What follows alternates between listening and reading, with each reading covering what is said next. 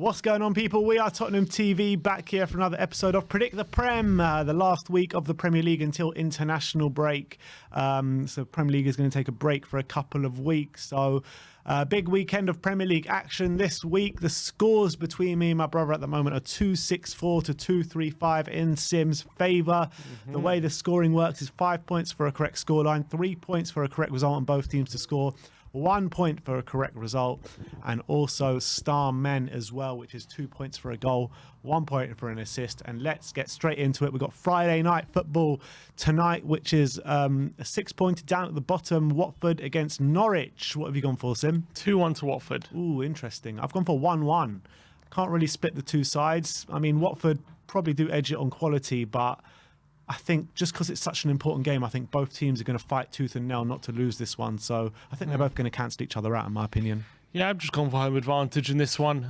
Watford got a late draw against Newcastle last time out. Very good point. Obviously, Norwich beat Everton, which was a great win for them, but I see them getting unstuck here. Well, I think Watford have a bit of quality. Obviously, Emmanuel Dennis didn't go to the AFCON. He'll be starting.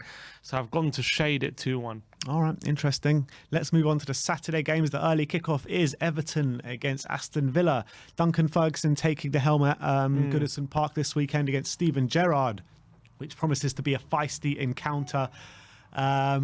We've both gone for the same scoreline here, 2-1 to Villa. 2-1, yeah. I think Villa, under Gerrard, their form has stuttered of late in terms of wins on the board, which they were getting early in his tenure. But I think they come to an Everton side low on confidence, although could get a new manager bounce now with Duncan Ferguson at the helm. But I think Villa's quality will be just about too much for them, so I've gone for 2-1. Yeah, pretty much the same. I think Villa will just get over the line in this one. They have been, I mean, the last 4 games, they've lost 3 and drawn 1, so I expect them to get back to winning ways this weekend. Let's move on to Brentford against Wolves. I've gone for 1-0 to Wolves in this one. Classic result, 1-0. I've gone for 1-1, and Brentford very unlucky in midweek against Man United not to have got a goal or two before United ran riot, and I'm backing them to get a goal in this one, even though Wolves are very good defensively. I think from set pieces, long throws and the like, Brentford are good for a goal, but Wolves obviously a very strong team to play against, so I've gone for 1-1. Yeah, it's interesting. I mean, Brentford, you don't really know which Brentford are going to turn up, to be honest, in every game. They have a very up and down season. At home this season, they've also been fairly up and down. I thought their home form was strong, to be honest, but it's actually not when you look further into it.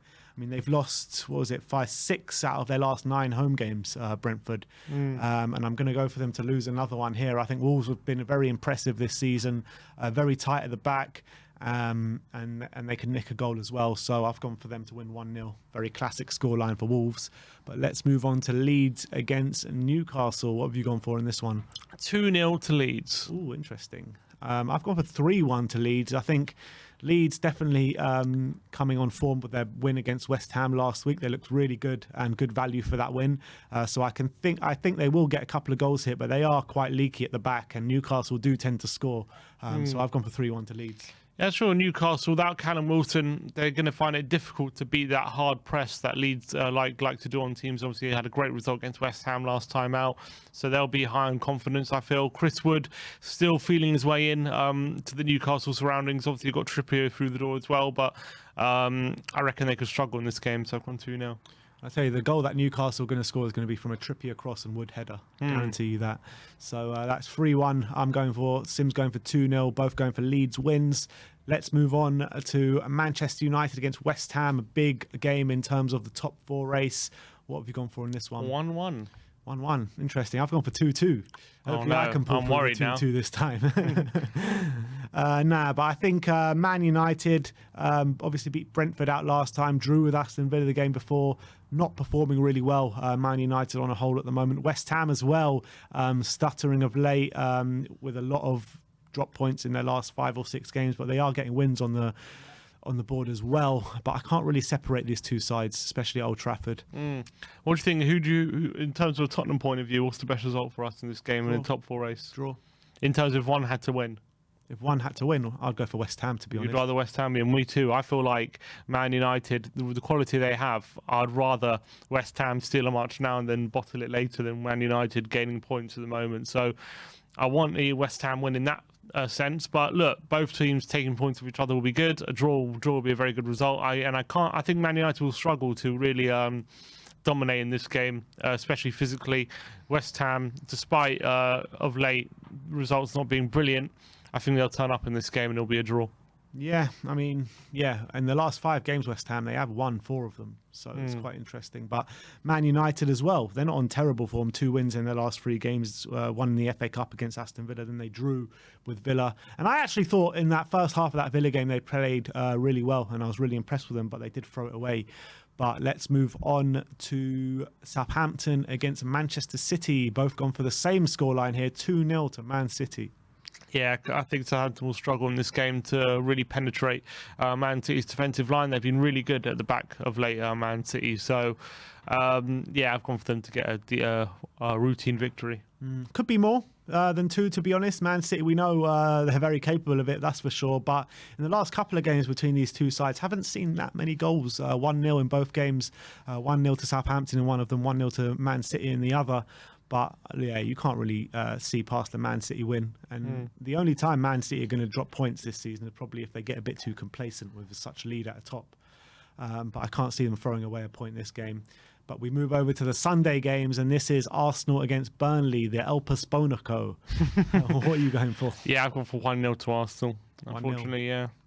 I've gone for 2-0 to Arsenal. Remains to be seen what midfield Arsenal are going to put out. Partey suspended. I don't know if Xhaka's back or not, but I suspect he is back. Xhaka, no. Xhaka's not back. 2 games. 2 games. It's his second red card of the season. So their midfield could struggle coming into this game. Burnley actually did win at the Emirates in their last game there. But without Chris Wood, I'm struggling to see how they're going to get goals. I know Cornet has been their top goal scorer, so maybe Cornet can pull one through for them. But I think Arsenal are just going to be a bit too strong for them here. Yeah, that's the feeling I get as well. I think Arsenal might be a bit frustrated because I can see Burnley kind of sitting back and looking to frustrate them and clogging up the midfield. And with Arsenal not having a midfield out, they don't have a good midfield out, so I can see them struggling a bit. But with Martinelli and Odegaard and Smith Rowe and Saka, I see them just finding a bit of quality to get 1 goal.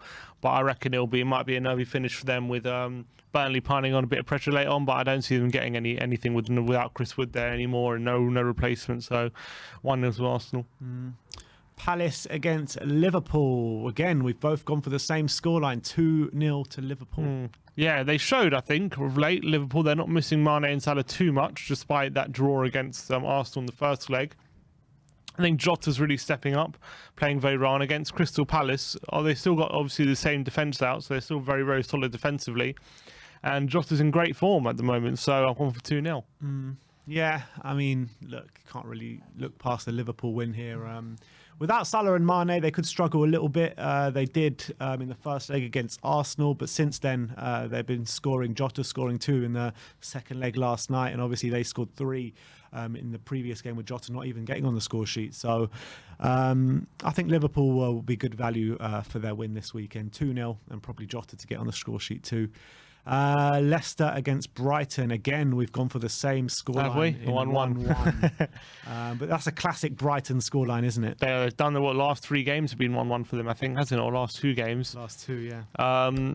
So I think Leicester, despite losing against Spurs, they still had their moments, didn't they? And they played some good attacking football. Actually, it's not, the attacking wise hasn't really been their problem. It's definitely at the back for Leicester at the moment where they're struggling. So I think Brighton will get a goal, but they're not the most free scoring team. So I think 1 goal for Brighton. Leicester will find a goal from somewhere as well, and they'll finish 1-1. All right. Sunday, Chelsea against Tottenham. We've both gone for the same score. Again, 1-1 at Stamford Bridge. Yeah. Maybe a bit of wishful thinking. Yeah, I'm hoping that we can turn up on this game and get the draw. Obviously, a good result and a confidence-boosting result as well at midweek against Leicester. Hopefully, can drive Tottenham on. Chelsea at the moment, not at their best, having a few draws in there. I think 5 draws are their last 8 or something. So they're struggling at the moment for wins. So I'm hoping Tottenham can frustrate them further. Yeah, me as well. I'm hopeful. I mean, on the back of that Leicester game, that should give us a lot of confidence to move on. It seemed as though it was a bit of a sliding doors moment. If we can keep it tight at the back, I think we can get something out of this, but that heavily relies on us keeping it tight at the back.